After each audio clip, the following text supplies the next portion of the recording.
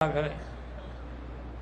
ایک دفعہ حضرت ابن عباس رضی اللہ عنہ حبر المفسرین ان کو ملنے کے لیے صحابی گئے۔ اس وقت رات کے تقریباً یعنی عشاء کے بعد کا وقت تھا، 9-10 کا وقت تھا۔ دیکھا کہ حضرت نے غسل کیا ہوا ہے اور کپڑے اچھے پہنے ہوئے ہیں۔ اس نے کہا یار ہم غلط وقت پہ آ گئے، حضرت نے کہیں جانا ہے؟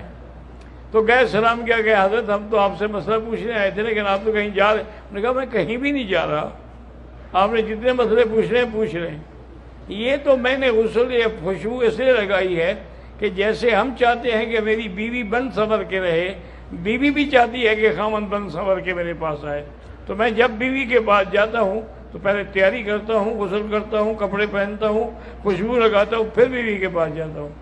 اور نے کہا حضرت شریعت کے اعتبار سے کتنے دن میں آدمی کو بیوی کے پاس جانا چاہیے؟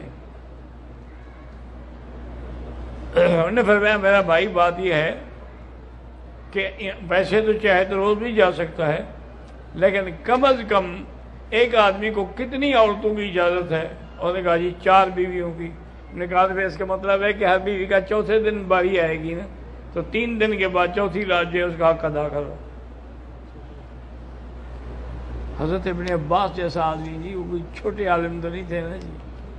کسی نے پوچھا ان سے کہ حضرت یہ رمضان مبارک میں جو شب قدر لیلۃ القدر ہے آپ کو کوئی اندازہ ہے؟ انہوں نے کہا مجھے پتہ ہے۔ انہوں نے کہا حضرت کیسے پتہ ہے؟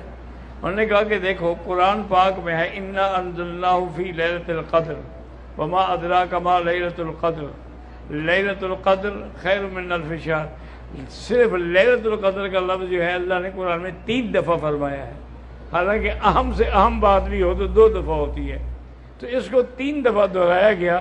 تو لیلۃ القدر کے حروف کتنے ہیں؟ انہوں نے کہا جی 9۔ انہوں نے کہا 9 کو 3 سے ضرب دو کیا بنتا ہے؟ انہوں نے کہا 27۔ انہوں نے کہا 27 کی رات لیلۃ القدر ہوتی ہے۔